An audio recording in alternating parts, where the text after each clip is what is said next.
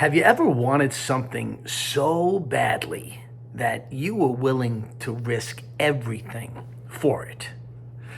Not something that's necessarily evil, just something that you were convinced would finally make you feel alive, right? Freedom, independence, control, pleasure, recognition. Like you've told yourself, if I can just get some of these, I'll be good. And that's where Jesus begins this story in Luke 15. It's known widely as the parable of the lost son. But I tell you, I would have named it different. I would have said, the parable of the lost sons. Or maybe the parable of the amazing love of the Father. That even might be the best of all. But what we're going to do is we're going to take this parable and we're going to camp in it for the next 3 days. Today, we're going to read it, and that's going to take a decent amount of time. And then we're going to talk about the prodigal son, the lost son. And then tomorrow, we're going to focus our attention on the elder son, the good boy. And then in day 3, we're going to focus our attention on the Father. So let's start with reading Luke 15, verses 11 through 32. Bear with me. And again, I'd encourage you, if you have this in your Bible, open it up and read along with me. Jesus continued, "There was a man who had 2 sons. And the younger one said to his father, 'Father, give me my share of the estate.' So he divided his property between them. And not long after that, the younger son got together all he had, and he set off for a distant country, and there squandered his wealth in wild living. And after he had spent everything, there was a severe famine in that whole country, and he began to be in need. So he went and hired himself out to a citizen of that country, who sent him to his fields to feed pigs. And he longed to fill his stomach with the pods that the pigs were eating, but no one gave him anything. And when he finally came to his senses, he said, 'How many of my father's hired servants have food to spare, and here I am starving to death? I will set out and go back to my father and say to him, Father, I have sinned against heaven and against you. I am no longer worthy to be called your son. Make me like one of your hired servants.' So he got up and he went to his father. But while he was still a long way off, his father saw him and was filled with compassion for him. So he ran to his son. He threw his arms around him and he kissed him. And the son said to his father, 'Father, I have sinned against heaven and against you. I'm no longer to be worthy to be called your son.' But the father said to his servants, 'Quick, bring the best robe and put it on him. Put a ring on his finger and sandals on his feet. Bring the fattened calf and kill it. Let's all have a feast and celebrate. For this son of mine was dead and is alive again. He was lost and is found.' So they began to celebrate." Let's just cover as much ground as we can. See, the younger son, he walks up to his father and he says, "Hey, Dad, give me my share of the estate." And you see, in that culture, father's death and the transference of an inheritance of land or riches to his heirs, it was deeply rooted in Jewish tradition, and it was sacred, right? It was really such a purposeful part of life. It still is today, but I want you to understand even more so back in that first century culture. And this request by the young son, I don't want this to get lost on you. It's beyond mildly insulting. It's an absolute affront to the father. See, in that culture, what the son said is, "I can't wait for you to die. And you know what, Dad? Instead of me every day getting up wishing you would die already so I can get my peace, I tell you what, Dad, why don't we do this? Why don't we just make it easy on the both of us? How about you give me my portion now? And this way I don't have to wake up every day hoping you died. Maybe tomorrow's the day. See, like, that's literally the level of disrespect and how heartbreaking that request is, or would have been received by a typical Jewish father at that time. You see, he didn't reject the father's wealth, the young son, but he rejected the father's presence.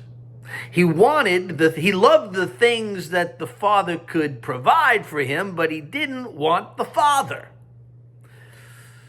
And what's amazing is the father chooses to actually give him what he asks for, despite the absolute affront of the request itself. And that's very sobering, because obviously a parable is a story that we're supposed to insert ourselves into so that we might learn and understand a spiritual lesson.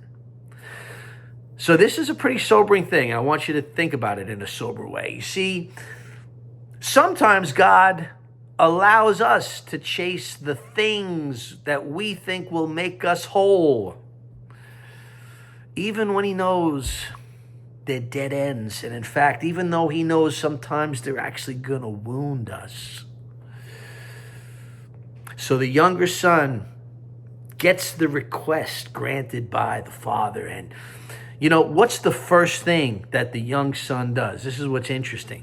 You know, the first thing the young son does after he gets part of his inheritance? See, it says in the text that what he did is he bought the land right next door to his father, and he built a house, and they had dinners every Sunday together. No, it actually doesn't say that at all.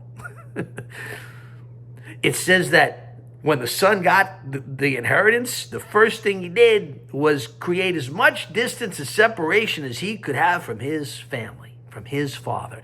The young son leaves, goes to a faraway country.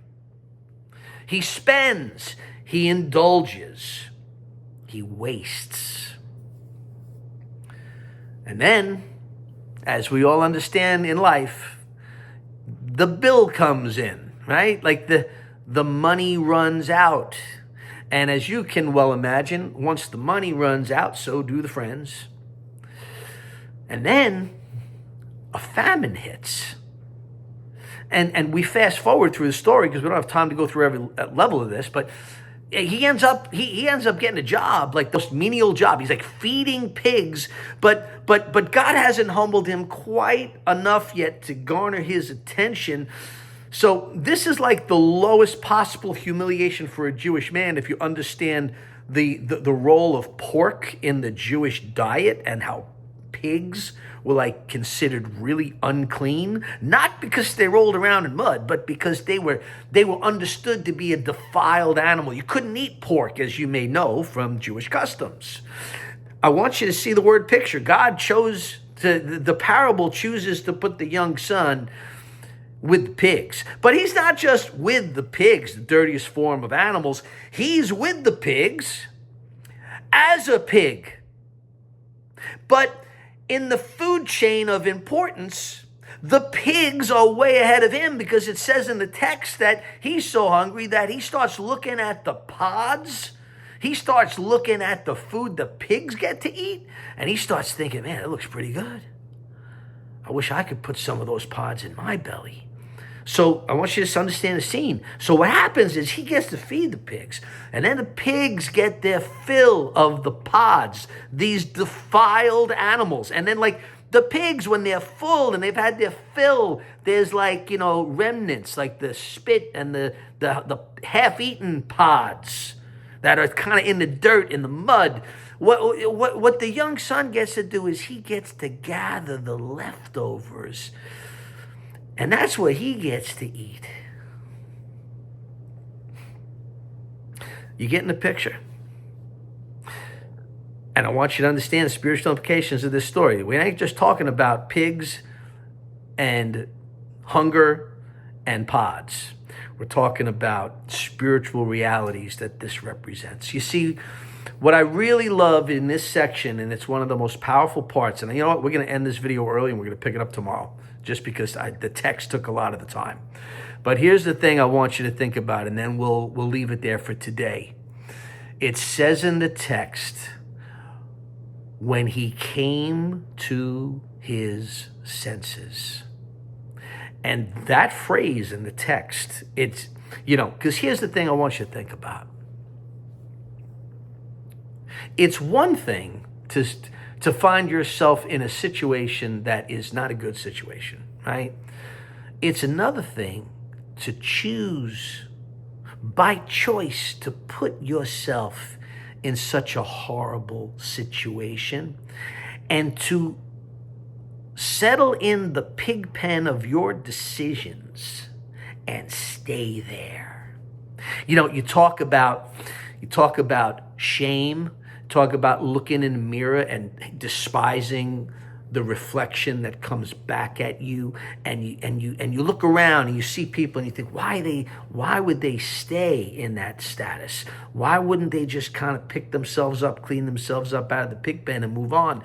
And it's very complicated, because part of that is, and maybe they don't know how, or maybe B, you know what? Maybe there's a voice inside of them that says, this is what you deserve because you are a vile, filthy human being, and you're getting the fruit of your labor. You are reaping what you're sowing. You see, I'm not exactly sure what the reflective decision-making processes are of the young son. But here's the bigger question. It says that it was a time that he's in the pig pen. I don't know, maybe it's a week, maybe it's a month, maybe it was 3 months. I don't know, but here's my question. Who would stay in a pig pen for a minute? And yet, if we're thinking about the spiritual application of this text, we recognize, you know what? Yeah, on the one hand, that makes no sense. Why would anybody do that? And yet we recognize that's exactly what I do. As I witness other people, I see that's exactly what they, by choice, choose to do. And then here comes the mercy of God, these beautiful words, when he finally came to his senses. And my reflection question I want you to think about before we pick it up tomorrow is this. If it makes no sense for someone to stay in a pig pen for a day or for a minute, what does this mean spiritually when someone comes to their senses? We talk about this transformation, this awakening from the inside. We start to talk about the power of the Holy Spirit. And some of you people sharing, hey, I feel like that thing you said today was for me. I feel the power of God speaking to me through this, and that makes me so happy. But what it really is what I'm saying, like this, it's not just that I got lucky and I said something. It's like that God's involved in this story. God's involved in your story. God was involved in the story of the young son. And what happened, because God is this God of mercy and grace, and because he is a calling God, in the story, the son wakes up. And he says, what am I doing here? And then he decides, I must be crazy. I'm going to return to my father. And we're going to leave it there for today. We're going to pick it up tomorrow. Meanwhile, don't just pray for the blessing today. Make sure you go be the blessing. Talk to you tomorrow.